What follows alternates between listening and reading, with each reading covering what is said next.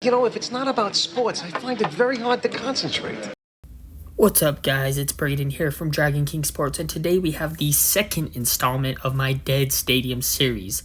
Today we are discussing the Polo Grounds, a stadium primarily used for both baseball and football.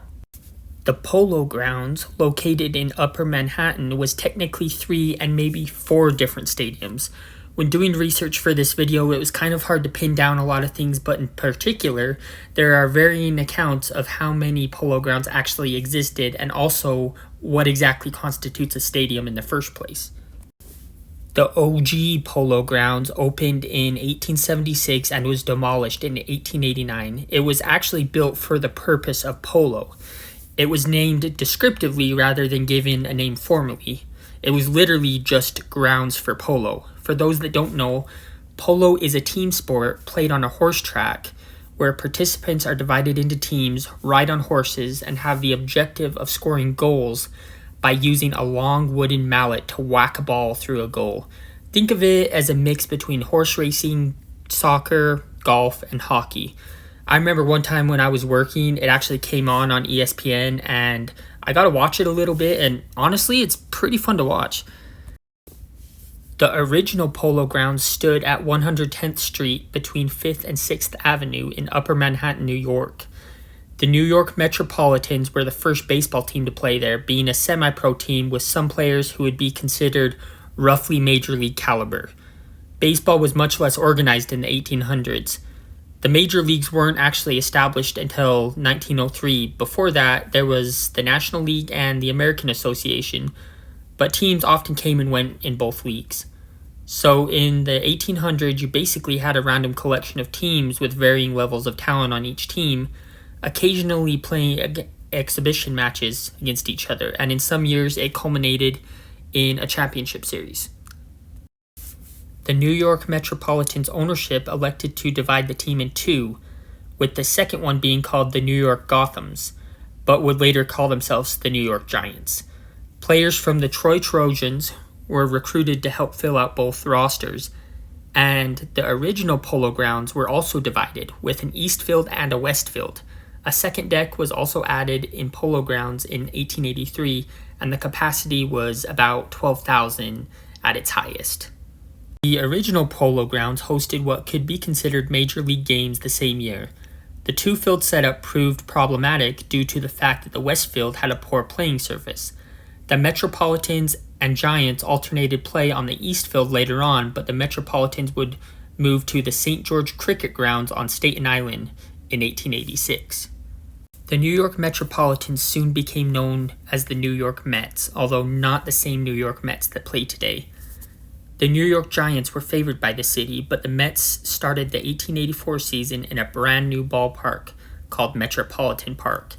It was a poor facility, with the Mets returning to Polo Grounds after just a few weeks.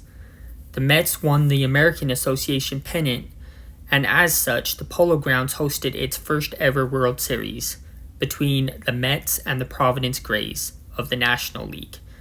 All 3 games were played at Polo Grounds. The original Polo Grounds were also used for collegiate baseball and collegiate football as well, even by schools that were not based in New York. The earliest known image of the field is actually an engraving. The engraving depicts Yale University and Princeton University playing football on Memorial Day, which back then was called Decoration Day. Yale also faced Harvard in their rivalry game at Polo Grounds on November 29, 1883, which was Thanksgiving Day. The original Polo Grounds did not survive due to New York City expanding its street grid into uptown Manhattan in 1889. The Metropolitans had folded 2 years earlier in 1887, and the Giants were the venue's sole occupant at the time. Plans for an extended West 111th Street ran through Polo Grounds, and thus the original Polo Grounds needed to be eliminated. The New York Giants bounced around for the first half of the 1889 season, more or less being a travel team during that time. They played in New Jersey, at St. George Cricket Grounds, Staten Island, just kind of all over the place. The second iteration of Polo Grounds was hastily thrown together, with some seats put in place, and a lot of the venue was just meant for fans to stand there and just watch the game. The site of Polo Grounds II was just off the Harlem River in the southern half of Coogan's Hollow in Manhattan. The Giants needed a place to play, and it was thrown together in a hurry for that reason. Giants fans associated Polo Grounds with the Giants, which is the reason that this venue was also named Polo Grounds. It was initially open ground, but seats and bleachers for spectators led to the evolution of polo. This was at a time, too, where seats and bleachers oftentimes were actually in the foul lines, and this was true for Polo Grounds number 2 as well. The Giants played their first game at Polo Grounds II on July 8, 1889 against the Pittsburgh Alleghenies. Newspapers reported the crowd as 10,000, despite the fact that fewer than 5,000 seats even existed at Polo Grounds number 2 at the time. There was also a high ground just west of the stadium known as Coogan's Bluff, where people gathered to watch the game free of charge. It's possible that the 10,000 people figure that was reported included the people at Coogan's Bluff. The Giants went on to win the 1889 NL pennant and beat the Brooklyn Bridegrooms of the American Association in the World Series that season. The Brooklyn Bridegrooms moved to the National League in 1890 and played the Giants way more frequently. In fact, the final game ever at Polo Grounds II was against Brooklyn. It was originally supposed to be a doubleheader, but rain prevented the first game from even being finished. The final score has been reported as both 8-3 for Brooklyn or 8-4 for Brooklyn, depending on which box score you look at. The New York Times counts it as 8-4, however, the Spalding Guide counts it as 8-3. The third Polo Grounds was the one that really put the venue on the map, so to speak. In 1890, a new league was formed called the Players National League of Professional Baseball Clubs, known as the Players League for short. Backers of the New York team in the Players League built a stadium on the north side of Coogan's Hollow called Brotherhood Park, and it was right next to Polo Grounds II. The Players League lasted just one season, and the Giants took over the northern section of Coogan's Hollow, thus making it technically a new Polo Grounds, and that's why it's known as Polo Grounds III. Bleachers were eventually added to the outfield, where previously there had only been a fence where horse-drawn carriages were parked on the other side of. Over time and throughout the late 1890s, seats and bleachers continued to be added, including, quote, cigar box seats. It was goofy and it was unique, and even to purchase tickets, it was a unique experience. Fans were required to walk down a long stairway, known as John T. Brush Stairway, right from the top of Coogan's Bluff. The staircase wasn't actually even added until 1913, where previously it was just a hill of sorts. The stadium had as much as 31,000 seats towards the end of the 19th century and heading into the early 20th century. The Giants continued to play there, and in 1911 a fire started. However, it is not known how it started. It completely destroyed the wood in the horseshoe-shaped grandstand, but left the steel uprights in place. Giants owner John T. Brush elected to have the Polo Grounds rebuilt with both concrete and steel. Construction actually moved pretty fast, and Polo Grounds III opened again 2.5 months later, but seating areas continued to be rebuilt as the season went on. The new structure had a weird shape, stretching in a semicircle from the left field corner as it was prior, but seating was moved back and extended into deep right center field. It had a capacity of around 16,000 after the reconstruction, and despite having less seats than it did before the fire, the addition of steel and concrete actually made the stadium a lot better. Architect Henry Beaumont Hertz was hired to redesign Polo after the fire, and construction, or reconstruction I suppose, cost $500,000. Construction actually kept going as the season went on, and eventually the capacity grew to 34,000 in the fall of 1911. The new look Polo featured a double deck, a rarity in ballparks in the jewel box era. It also featured decorative logos of all major league teams atop the upper deck, as well as statues of eagles every 20 feet along the iron fence on the roof. The Giants actually won the National League that year in 1911, as well as 1912 and 1913. It was briefly renamed Brush Stadium in honor of John T. Brush, but the name didn't really stick and was referred to as Polo Grounds once again soon after. Polo Grounds III was home to the New York Yankees from 1913 to 1922 before moving to Yankee Stadium. Yankee Stadium, when it opened, had a capacity of 58,000, and over time, renovations at Polo were done with changes being made and more seats being added to keep up with the rival Yankee Stadium. By 1917, 6 years after the fire, 2,000 or so seats had been added, and by 1926, 15 years after this fire, the capacity was nearly double the size it had been in 1911 at 55,000 seats. It topped out at 56,000, and the capacity was exactly that when it was demolished. In 1923, an extension of the double deck was constructed and the old bleachers were replaced.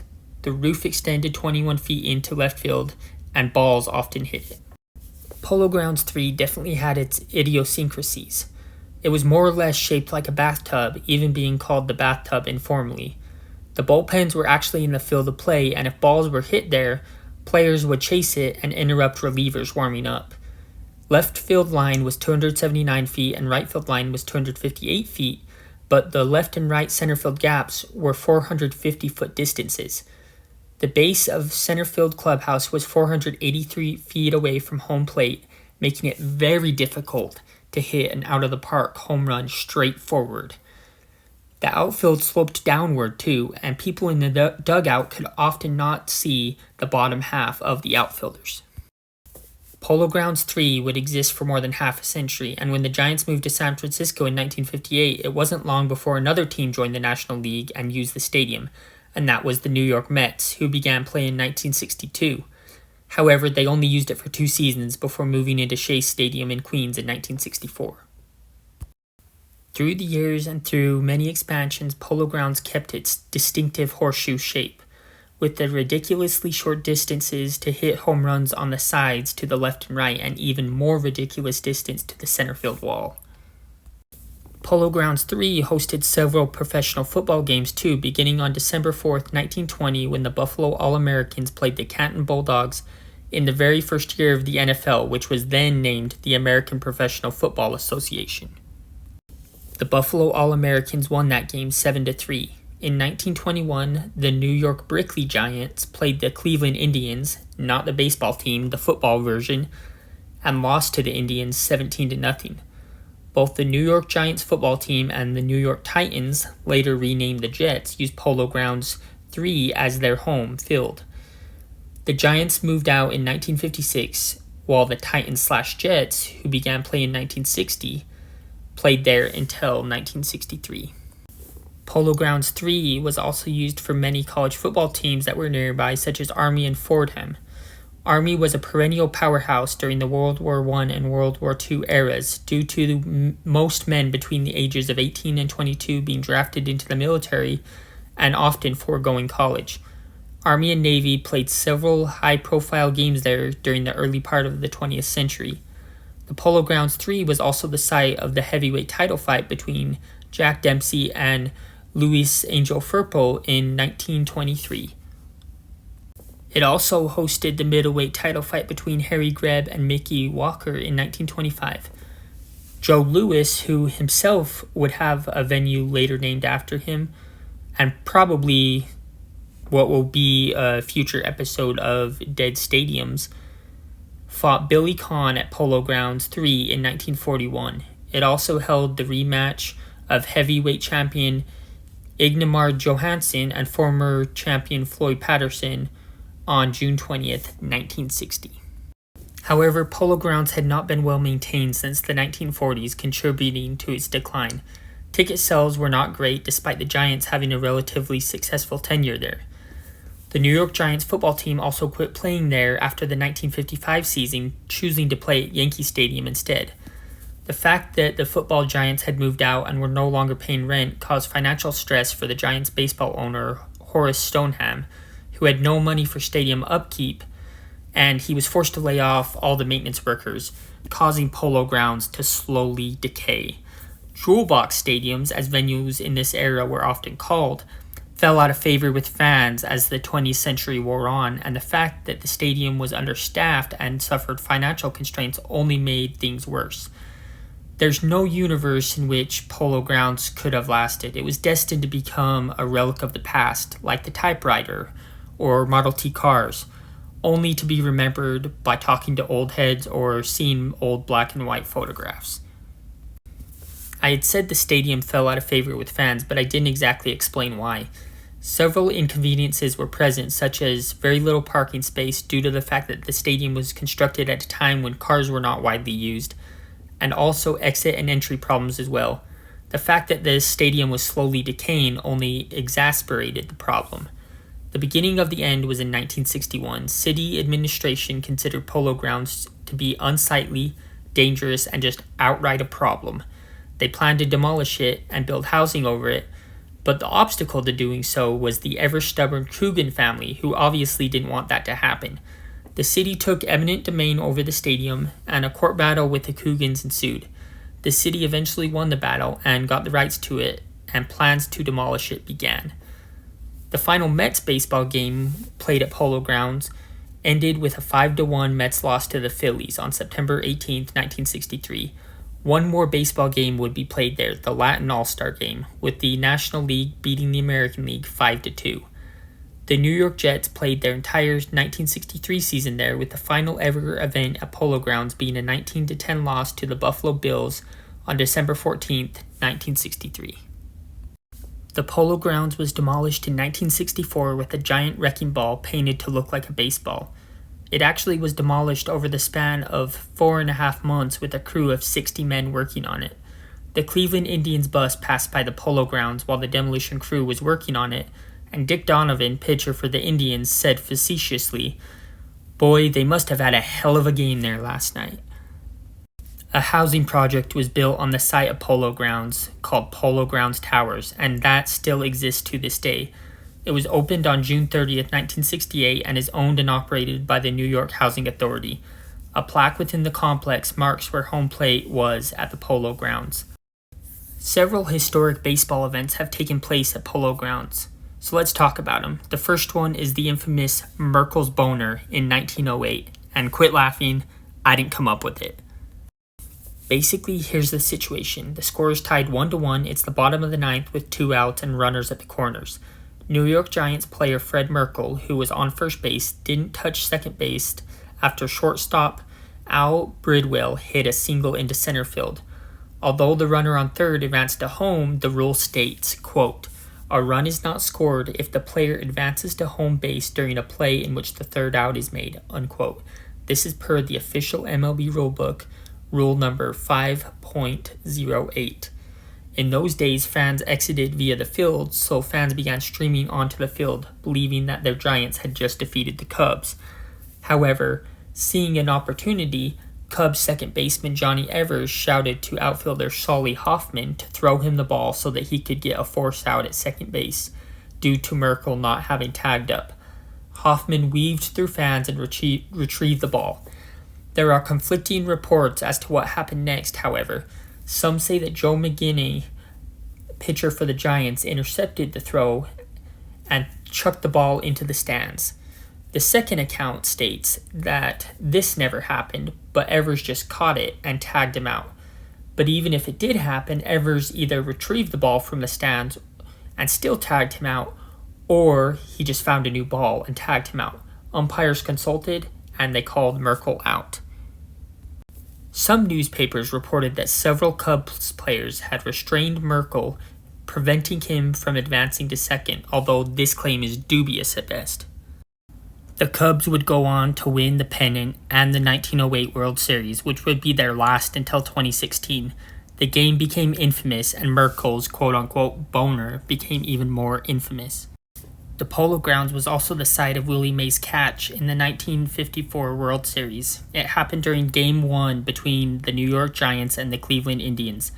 At the top of the 8th inning, with the score tied 2-2, and runners on first and second, Indians batter Vic Wertz hit a long ball to center field, but due to the Polo Grounds' unusually deep center field, which measured at around 420 feet, What would have been a home run in most other ballparks resulted in an over-the-shoulder catch by Giants center fielder Willie Mays while on the run. Then he spun, fired the ball to second base. The runner at second did not expect the ball to be caught and caused the man at second to retreat so that he could tag up, which prevented him from advancing and likely prevented 2 runs from scoring. The Giants got out of the inning without the go-ahead run being scored and ended up winning in 10 innings, and also ended up sweeping the series to become the 1954 World Series champions. It was also the site of 1951's Shot Heard Round the World, which was a walk-off home run by Giants batter Bobby Thompson against the Brooklyn Dodgers to win the NL pennant. The game was heard via radio broadcast by millions, even as far away as Korea. Now, before I end the video, here are some interesting fun facts about the Polo Grounds. The term hot dog was coined at Polo Grounds. Red hot dachshund sausages were a popular delicacy at ballparks in the early 1900s. But in 1901, sports cartoonist Tad Dorgan couldn't remember how to spell dachshund and called them hot dogs instead. The New York Giants baseball team won 15 NL pennants and 5 World Series titles while using Polo Grounds as their primary home venue. The Yankees also won the 1922 AL pennant while playing at Polo Grounds. Polo Grounds hosted the first ever night baseball game on May 24, 1940. The only death from an injury in an MLB game occurred at Polo on August 16, 1920. Ray Chapman of the Cleveland Indians died after being hit by a pitch. In 1921, Babe Ruth hit a home run at Polo that traveled more than 550 feet. Polo Grounds hosted the NFL championship game in 1934, 1936, 1938, 1944, and 1946. During the 1950s, groundskeeper Matty Schwab and his family lived in an apartment that was located under Section 3 of the left field stands. A 2-square-foot section of grass was taken from center field and moved to the Giants' new ballpark in San Francisco when the Giants moved there in 1957. In 1962 and 1963, a company called Howard Close advertised on the outfield wall, promising a suit to any player who could hit their advertisement. Polo Grounds was definitely not what I expected. A lot of this research was convoluted at best, and so I'm sorry if this didn't come out coherently or cleanly. After chasing down lots of sources, lots of archived newspapers, varying reports of what did and didn't happen, I was able to put this together. I had fun researching it though, and once I got started, it got easier as I progressed. I must say though, this might be one of my favorite stadiums, just for how peculiar it is. Anyway, leave a like, subscribe if you have not already, and comment for the algorithm. Peace out.